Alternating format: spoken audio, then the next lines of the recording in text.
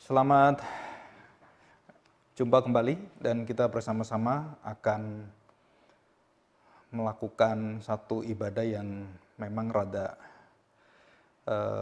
nggak biasa dan perlu disadari karena ini kondisi yang ada, karena ada satu himbauan dari pemerintah, maka kita masing-masing di rumah kita harus mempersiapkan diri dan khususnya untuk pewartaan tentang siapakah Kristus yang kita berseri tentang hamba Allah. Maka hari ini kita akan bersama-sama belajar untuk melihat bahwa Yesus adalah hamba yang mulai dari awal sampai kepada seluruh karakter dia. Nah, kita akan pelajari. Nah, tema hari ini adalah sangat singkat, 5 bintang dan 7 karakter emas. Jadi 5 bintang penghargaan dan 7 karakter emas yang teragung dari Tuhan Yesus Kristus. Nah, kita belajari dari Yesaya 42 ayat 1 sampai dengan ayat yang ke-4. Sangat sederhana, sangat singkat, dan kita belajar bersama-sama. Mari kita berdoa.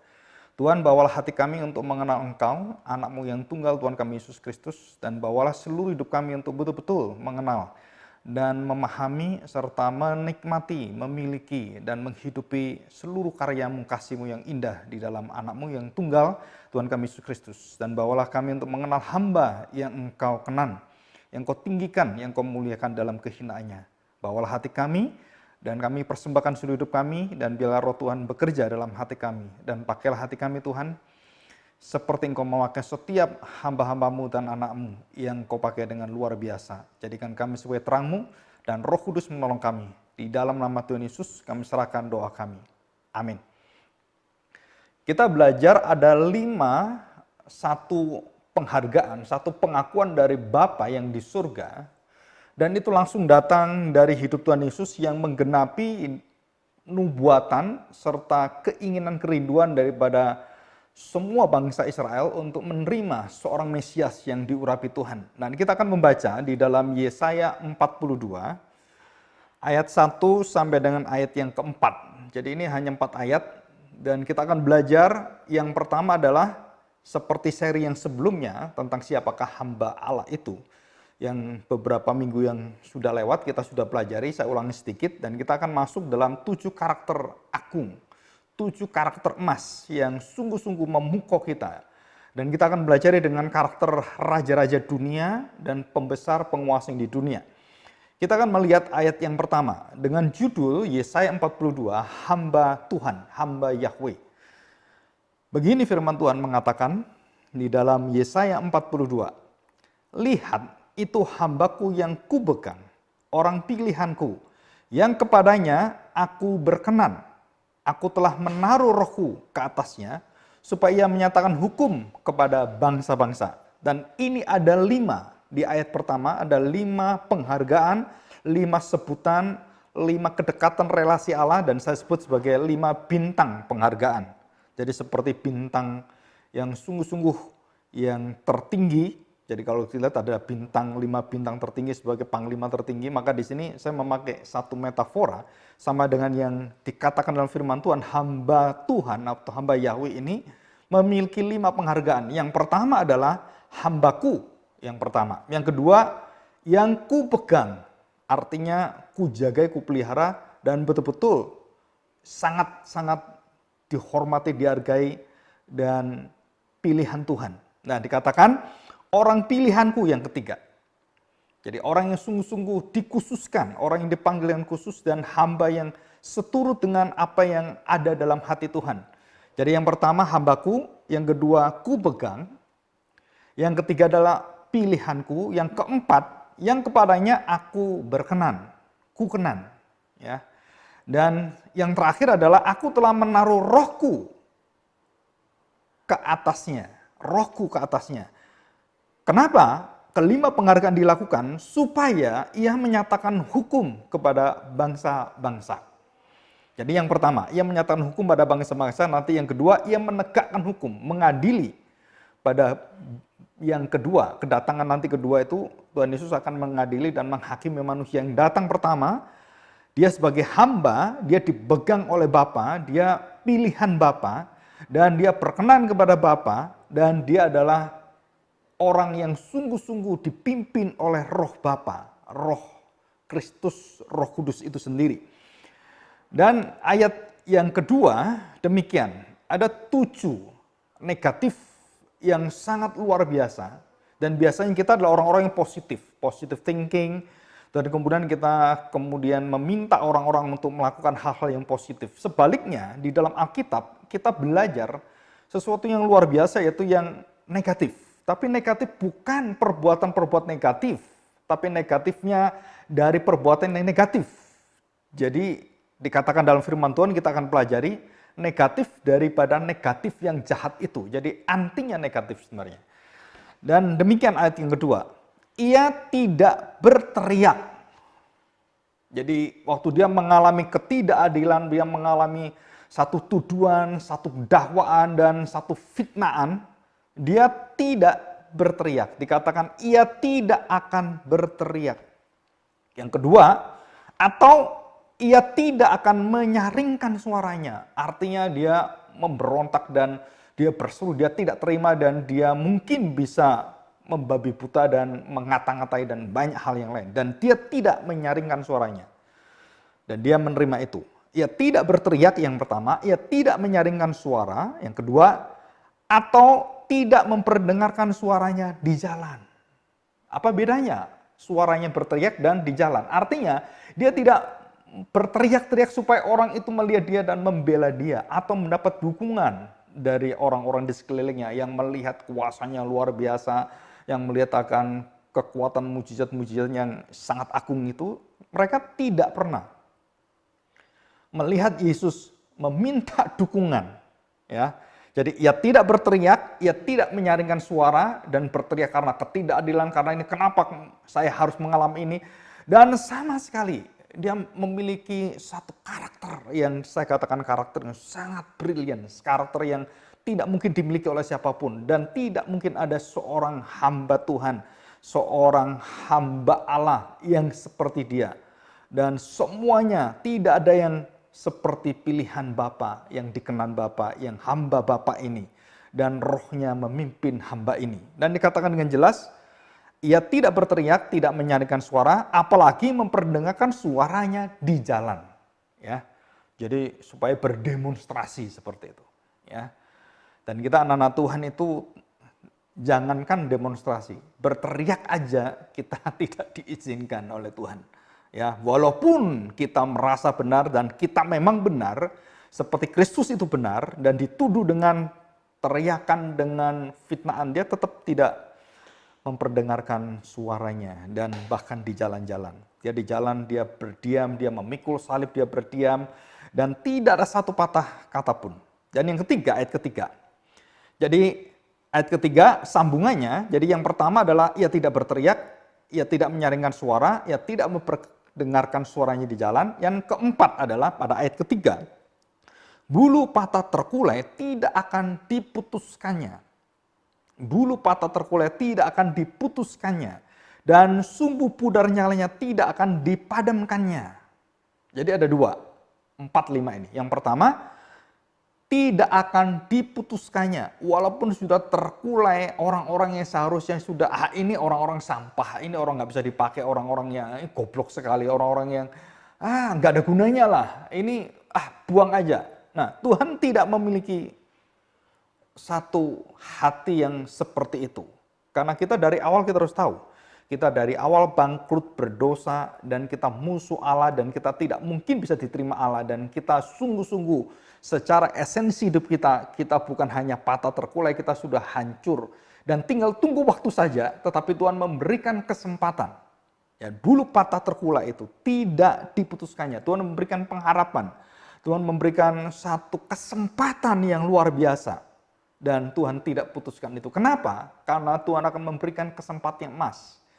Anak yang tunggal itu akan memproklamirkan berita Injil, berita bahagia, berita sukacita.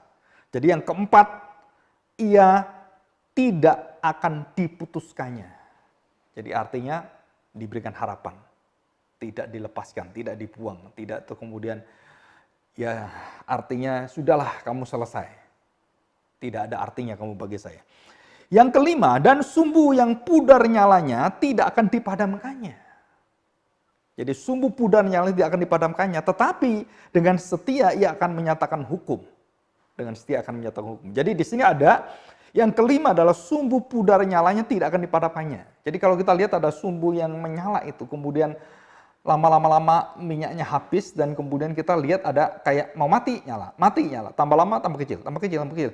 Bahkan sampai yang terkecil terakhir pun dan tidak ada semangatnya, sudah habis total kemauan dirinya, keinginan dirinya, dan tidak ada sama sekali kayak orang itu sudah diperas sudah nggak bisa.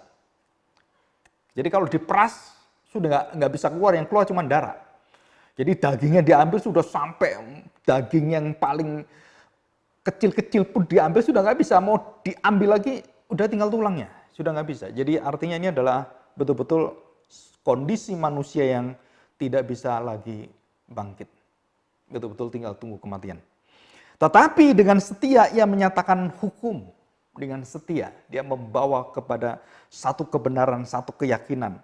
Dan yang keenam sekarang kita melihat, ya. Jadi ini tujuh karakter emas ini luar biasa. Yang keenam, ia sendiri tidak akan pudar dan tidak akan patah terkulai. Jadi tadi itu orang lain, dia melihat, dia memberikan pengharapan, dia menolong mereka, dia menyembuhkan orang yang lumpuh, orang yang buta, orang tula, orang di kolam Bethesda yang tidak ada harapan 38 tahun. Dan orang-orang yang dalam kondisi yang betul-betul anaknya mati dan tidak punya harapan masa depan. Dan banyak hal yang lain dan peristiwa yang ada seluruh hidup kita. Tidak ada semangat lagi, tidak ada kuasa daya lagi, tidak ada lagi yang bisa disandari dalam hidupnya. Dan yang patah terkulai tidak diputuskannya, yang sumbu pudar nyalanya tidak akan dipadamkannya. Dan di sini kita melihat dirinya sendiri, yang keenam, ia sendiri tidak akan menjadi pudar dan tidak akan patah terkulai. Jadi tadi di luar, sekarang dalam dirinya. Jadi Tuhan Yesus disiksa bagaimanapun, dihina bagaimanapun, dan kemudian dicemooh dan disiksa, dianiaya, sangat menderita luar biasa. Dia tidak akan menjadi pudar semangatnya, dan ketaatan dia itu tidak bisa dipatahkan bahkan dengan kematian. Dengan kesakitan yang luar biasa, dengan kekuatan yang membuat dia bisa terkulai. Tuhan Yesus dikatakan tubuhnya terkulai. Tubuhnya bisa mati. Seolah-olah sudah kalah dia. Dan seluruh kerajaan kegelapan berteriak dengan kemenangan, dan kegelapan 3 jam itu, dari jam 12 sampai jam 3 siang itu satu kondisi sukacita daripada kegelapan yang mencengkram daripada kehidupan Tuhan Yesus, dan semua murid-muridnya ketakutan luar biasa. Dan disitulah seolah-olah dikatakan di sini, ya patah terkulai. Tetapi dikatakan tidak, ia tidak patah terkulai. Sampai ia menegakkan hukum di bumi, segala pulau mengharapkan pengajarannya. Nah, saya kan membawa kita belajar kepada satu kerajaan dunia, dan kerajaan bagaimana Yesus tadi dengan 7 karakter emas yang ada dalam dirinya, yang dikatakan tidak berteriak, tidak memperdengarkan suaranya, tidak mencari dukungan, dan di jalan-jalan dia berteriak-teriak, dan dia tidak dikatakan diputuskannya orang-orang yang di sekeliling yang tidak ada harapan itu. Dia punya belas kasihan sangat tinggi pada mereka, dan yang sumbunya pudar pun dia tolong dalam kondisi apapun. Dan orang-orang sejak lahir dalam kondisi mematikan, dicengkram oleh kuasa dosa kegelapan itu, akhirnya dia bebaskan semuanya. Dan bahkan dirinya pun mengalami hal yang sama dan masuk dalam ujian pencobaan, dan harus dengan doa di Getsemani itu. Tuhan Yesus tahu resikonya apa. Tapi dikatakan dia tetap menegakkan hukum.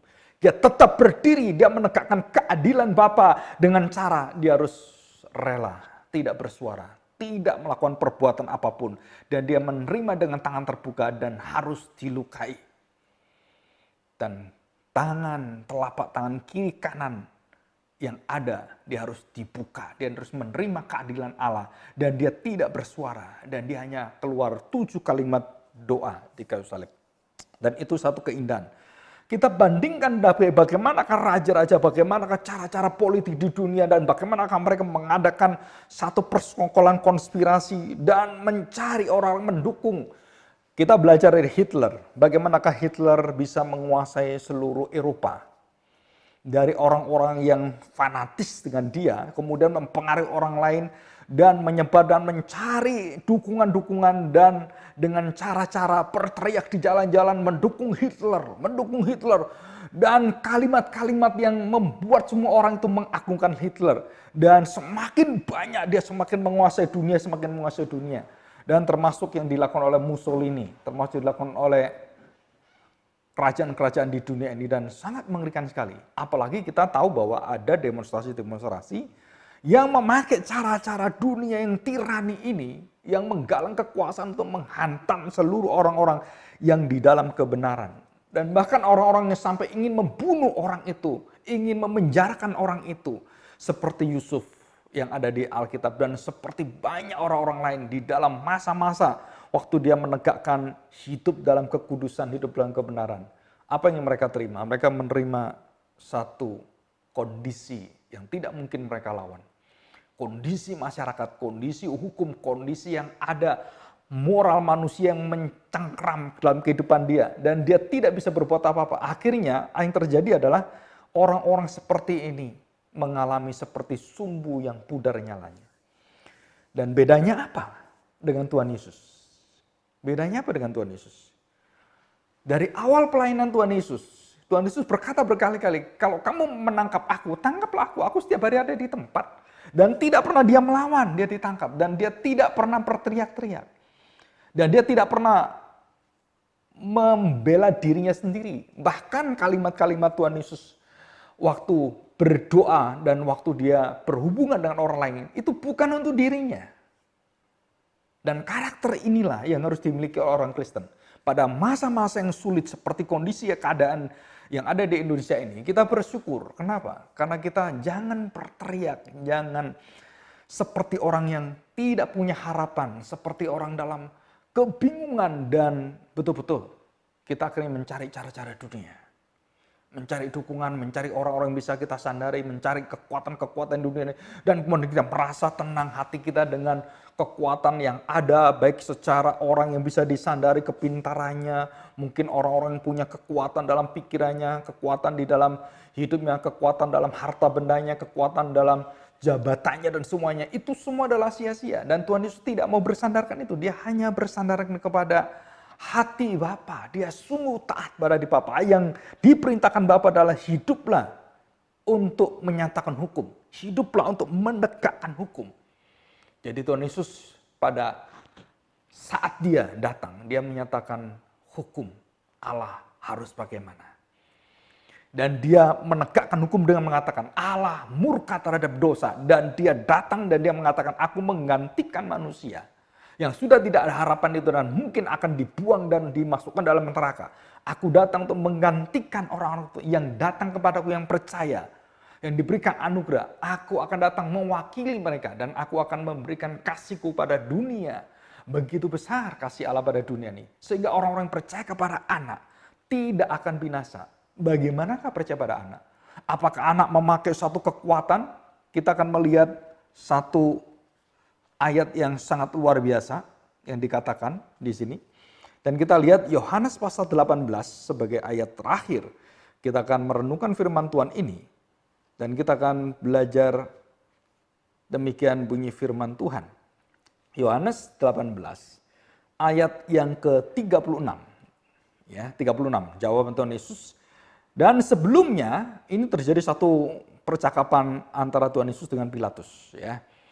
Demikian ayat 36. Jawab Yesus, demikian dengan jelas, kerajaanku bukan dari dunia ini. Jika kerajaanku dari dunia ini, ya tadi dunia yang berasal dari bawah dunia ini, maka pasti hamba-hambaku telah melawan, memberontak supaya aku jangan diserahkan kepada orang Yahudi. Akan tetapi kerajaanku bukan dari sini. Aku datang dan aku memberikan diriku. Aku mampu mengambil hidup dan aku mampu mengambil kematian. hidup dan mati, aku mampu mengambilnya. Jadi kerajaanku bukan dari dunia ini, jika kerajaanku dari dunia ini, pasti hamba-hambaku telah melawan, akan memberontak.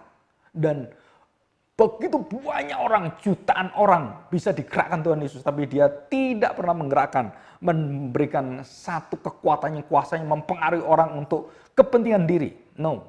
Jadi dia tidak memperdengarkan ini, tapi dia menaati Bapa. Dia menaati dan harus jalan satu-satunya untuk memberikan keselamatan pada manusia. Bukan kamu mendemonstrasikan kuasamu dan kemudian kamu menjadikan roti, batu itu menjadi roti seperti kalimat daripada iblis. Ataupun nanti kalimat-kalimat yang keluar pada masa Tuhan Yesus sebelum disalibkan. Banyak orang akan mencemooh dia. Dan beberapa kata yang sangat menusuk hatinya. Apa yang dikatakan? Kamu bisa menolong orang lain. Kenapa kamu gak tolong dirimu sendiri? Kamu bisa menolong orang lain. Kenapa pada kondisi seperti ini, ekonomi seperti ini? Kamu bangkrut. Kenapa kamu gak tolong dirimu sendiri? Dengan jabatanmu dan kekuatanmu dan semuanya. Dan disinilah Tuhan Yesus mengatakan, aku datang bukan untuk membela diriku. Aku datang bukan untuk menegakkan diriku. Aku datang bukan untuk kepentinganku. Aku datang untuk kepentingan Bapa. Aku datang untuk kepentingan engkau semuanya. Supaya engkau mendapatkan seorang hamba yang memiliki 7 karakter yang akan membangun kerajaan Allah yang baru. Israel yang baru. Bukan dengan tipuan, bukan dengan kekuatan menggali orang-orang supaya memberontak. Bukan. Tapi di sini Tuhan Yesus mengatakan dengan kekuatan kesabaran, kekuatan damai sejahtera, kekuatan pengampunan, dengan kekuatan kerajaan Allah, damai sukacita, dan dengan satu sukacita yang keluar dari roh Allah. Dan dia bukan hanya dengan sabar, dia juga dengan rendah hati, dia menundukkan diri kepada seluruhnya walaupun sampai mati. Dan disitulah maut tidak bisa menguasainya. Jadi Tuhan Yesus mendirikan kerajaannya bukan dengan berpola seperti dunia ini. Tapi dia memiliki 7 karakter emas. Marilah kita belajar seluruh 7 sisi ini. 7 perspektif ini. Jadi mulai dari yang pertama, tidak berteriak menyaringkan suara. Tidak memperdengarkan suaranya. Dan dikatakan ia tidak berkata-kata. Karena kondisinya yang demikian menderita itu. Dan dia tidak sembarangan dan kemudian menghina orang. Kalau dia melihat bulu patah terkulai atau sumbu yang pudar nyalanya tidak dipadamkan, tidak dipatahkannya. Dan termasuk dirinya sendiri. Kalau dia sudah kehilangan seluruh murid-muridnya, tidak ada membela dia, semuanya lari dan semua keluarganya sudah lari terbirit-birit dan meninggalkan dia, menghina dia, menyangkali dia, mengkhianati dia. Dia sendiri pun tidak terkulai dan tidak patah semangatnya. Karena kekuatan dia bukan dari itu. Dari siapa? Dari Bapa. Segala sumber kuasa berkat yang luar biasa. Doa Tuhan Yesus dari awal dia berdoa. Dan dia mengajarkan doa Bapa kami. Dan di kayu salib dia mengajarkan doa kepada Bapa lagi. Maka di sini mari kita datang dan belajar akan 7 karakter emas ini.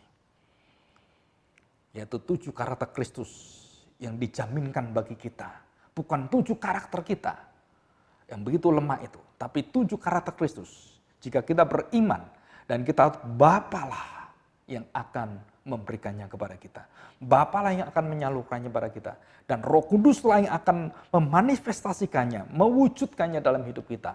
Maka saya percaya, kondisi apapun yang di luar yang kita lihat sekarang, kesulitan hidup kita, kesesakan, hambatan-hambatan, dan bahkan segala sakit penyakit yang ada, tidak akan bisa memisahkan kita dari Yesus Kristus, kasih yang abadi itu.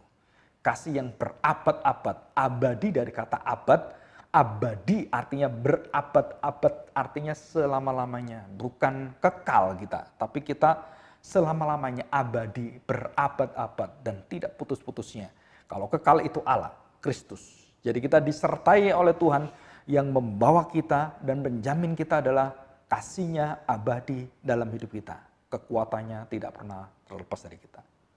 Kita bersyukur, kita bersuka cita, walaupun kondisi pandemi yang ada ini tidak pernah mengecilkan hati kita, tidak pernah menjadikan kita terkulai, terus kemudian jatuh dan tergeletak dan kemudian putus harapan. No, kita akan bangkit dan kita akan membawa satu sukacita kuasa kerajaan Allah. Dan inilah kesempatan kita harus memberikan karakter Kristus.